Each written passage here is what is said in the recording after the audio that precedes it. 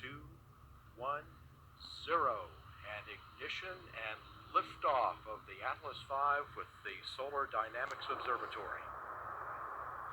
SDO, the Solar Dynamics Observatory, launched on February 11, 2010, and has been watching the sun for the last 10 years, providing key insights into what drives the sun's activity, including the space weather that our astronauts and spacecraft must travel through.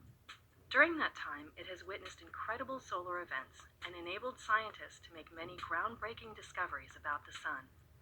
Here are some of the highlights. In 2011, scientists spotted a special kind of ripple on the sun called Kelvin-Helmholtz waves, which look like curling ocean waves. They are also present on the Earth, but aren't the size of the United States.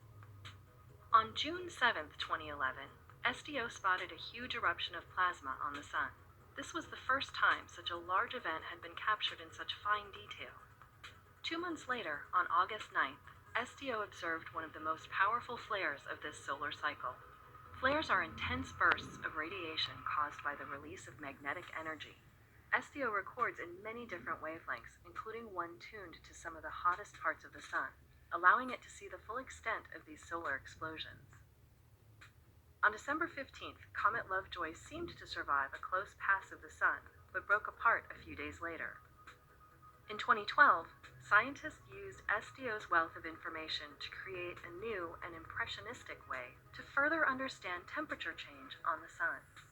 On June 5th, Venus transited the face of the sun, an event so rare it won't happen again until 2117.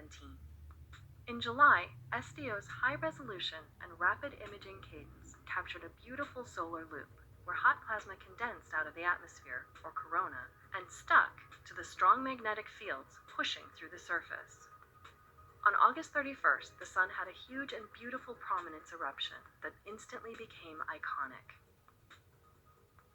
Early in 2013, SDO imagery helped astronomers see the early formation of a coronal mass ejection, or CME, and the reconnection events that result in solar flares. CMEs release giant plumes of material from the sun that speed across the solar system. They can interact with Earth's magnetic environment and are hazardous to spacecraft and astronauts. The sun was very active in September and October, first forming what almost looked like a canyon and then crackling with flares and CMEs for a week.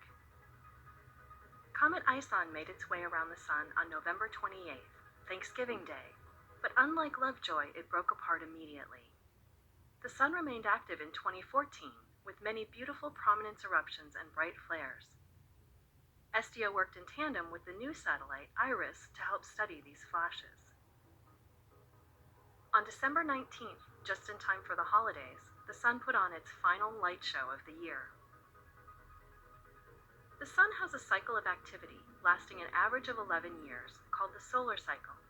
2015 marked the beginning of the decrease in this cycle, with fewer flares and eruptions. On May 10, 2016, SDO saw another transit, this time from Mercury.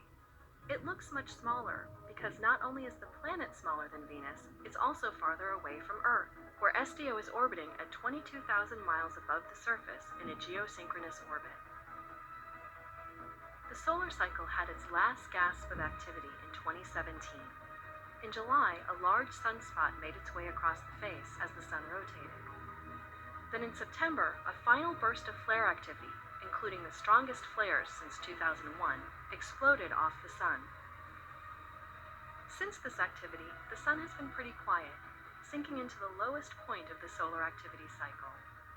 Scientists were still able to go back through old SDO data and discover a new kind of explosion called forced magnetic reconnection. On November 11, 2019, Mercury transited across the sun again, this time with a much more sedate backdrop.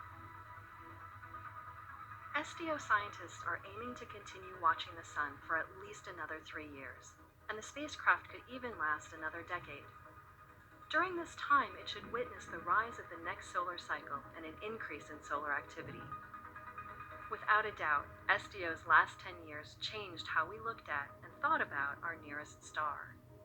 Who knows what the next 10 might bring?